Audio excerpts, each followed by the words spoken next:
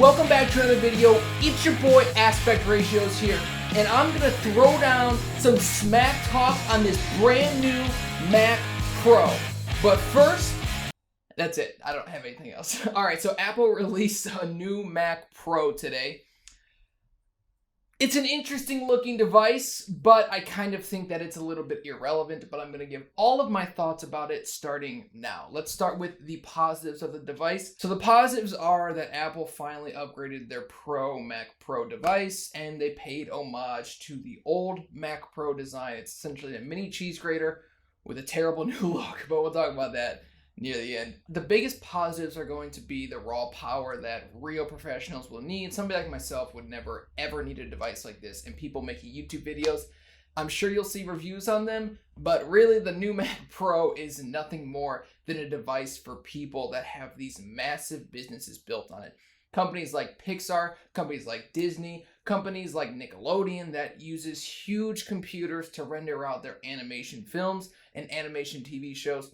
This is not for people like myself who films in 4K every once in a while. This is literally a machine built for people that they don't have disposable income. Their income is based on how powerful their machine is, and time is quite literally money. If they can make a movie in 1 year instead of 2 years, that makes them way more money, because then they can make a second movie in that same amount of time instead of having to only make the one movie. This machine is for top-end professionals, and it's got a top-end price starting at $6,000 for a relatively average machine. I mean, when you look at it, it has an 8-core processor. It has a Radeon Pro 580X, which I'm pretty sure is a mobile graphics card. I'll have to double check that, obviously, but I'm pretty sure the Radeon Pros are mobile graphics cards, which will obviously be a negative later on in the video.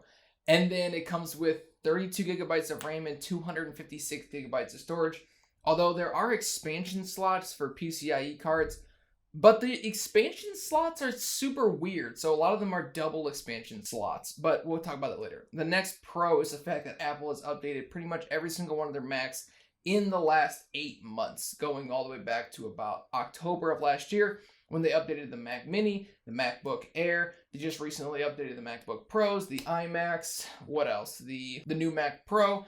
There's only 2 computers they haven't updated, and that's the iMac Pro and also the 12-inch MacBook, and like their cheaper 13-inch MacBook Pros, essentially. So they've updated a lot of their Macs. A lot of my complaints in some of my older videos have sort of been stopped in like, okay, Apple sort of figured it out. They are doing well updating their Mac machines.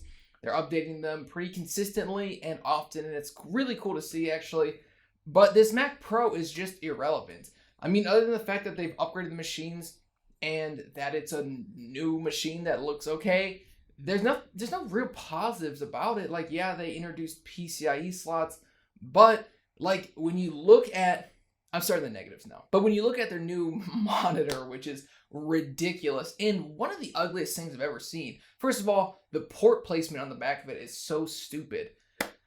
Whatever. And there's no speakers on it, even though historically Apple monitors have had amazing speakers. Look at the Thunderbolt display and Cinema displays. They all had really good speakers, especially for a monitor. This new monitor has no speakers, and it is absurdly expensive, costing more than a pretty solid card. But it's not for people like me. It's for high-end professionals. But it's really weird that the way Apple has done this, and I'm not surprised. Basically what they've done is they've updated their new Mac Pros, and they've updated their new Cinema display / Thunderbolt display replacement. They've updated all of those things, but they sort of haven't updated them. They updated them for the super high-end pros, but for like regular people that just want like a solid display, like the mid-tier pros, I would say, someone like myself who's like a lower end to a mid-tier, that's like, yeah, I mean, I would like a nice monitor, I would like a decently powerful computer, I would like all these things.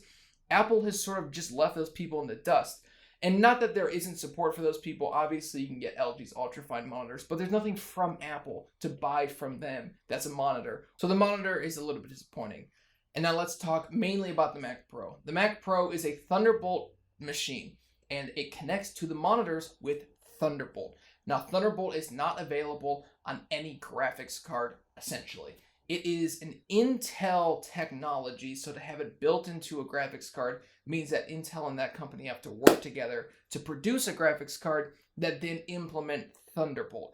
And basically the only way that's going to happen is if Apple twists Intel's arm into working with AMD regarding Thunderbolt on their Vega 2 graphics cards that they can put 28 of in your machine and have 128 gigabytes of HBM.2 memory, have 100 teraflops of processing power, 56 teraflops of processing power.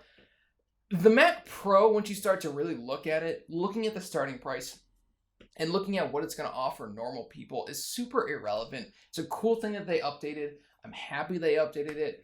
But honestly, it's super irrelevant. It's not really all that exciting to me. The design is horrible. When they first showed it, I literally thought it was just a fake mock-up. And they're like, this is what it's roughly going to look like. And then Tim Cook walked out on stage, and that is the machine I thought was the mock-up. I thought it was a digital animation, not a real machine. It is the ugliest looking thing, whatever they call it, whatever that design is. It is terribly ugly. It pays no homage to that old machine because this new machine looks terrible. It's an ugly machine. I'm not happy about the way it looks. And everything inside of this Mac Pro is proprietary. They have PCIe slots, but they're like double wide PCIe slots, with one part of it being like a normal PCIe slot and then another part being like the power/Thunderbolt connector slot. Basically Apple's way of saying, oh, you want to put in your own graphics card? You better buy it from us or else it's not going to work. It is pretty much a super huge disappointment, but I'm not surprised. One thing, the CPU looked like it was socketed, which is pretty cool. But at the end of the day, I mean, to have a machine like the Mac Pro that is cooled in a way that the new Apple cools it. The old iMac Pro, I shouldn't say the old Apple, that's unfair, but the old Mac Pro was cooled in a way where you could put in non-proprietary parts and it would still function just the exact same. But now with this new proprietary everything, Thunderbolt is built into everything. That's just Apple's way of saying you can't use off-the-shelf hardware. You can't just throw in an RX 580. You gotta buy that one from us with its passively cooled heat sinks. It doesn't make any sense. It seems like the computer's gonna run hot sometimes. It's not gonna be able to handle everything all the time. It's definitely gonna be down throttled. Everything Apple owns and sells is downclocked a little bit, 10-20%. Even look at the iMac Pros. Those chips are B versions of the Xeon chips that Intel would normally sell, which basically means it's downclocked a little bit. It's too disappointing, and it's a little bit sad that Apple is just super proprietary now. I'm not surprised, but it's super proprietary. Back when the old Mac Pro was released, don't get me wrong, that was super proprietary. To upgrade everything is really, really difficult. It was not meant to be upgraded. You were not supposed to have a hex screwdriver and twist those off and put in new CPUs. That was not the plan. The plan was to slide out the tray, take out the RAM, buy a new tray, put in that RAM, and then slide it back in. That's the way that was meant to be updated. Along with their graphics card having the BIOS functionality, essentially, where you could see the boot screen. And that was Apple's proprietary version of a graphics card. But you could always get around that by just using a non-proprietary version of it, and you just don't see the boot screen, and you just keep around the old like GT512 or whatever, or GT120. You just keep that around, and then you're good to go. You could just slap in an RX 580, and it boots right up. You just don't see the boot screen. So at the end of the day, the new Mac Pro is kind of irrelevant. It's an ugly looking device. I think it's ugly.